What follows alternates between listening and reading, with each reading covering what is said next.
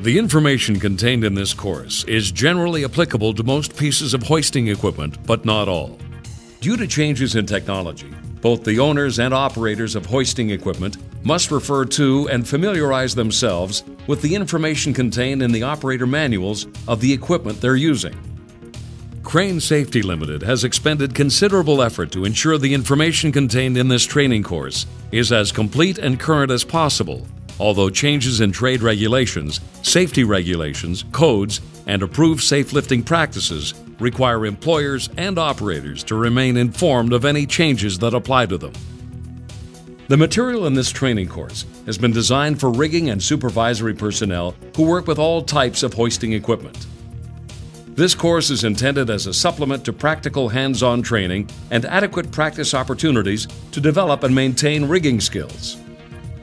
The information in this course is extremely important. You should know and apply it. You should be able to demonstrate the physical skills and, more importantly, the sound judgment required.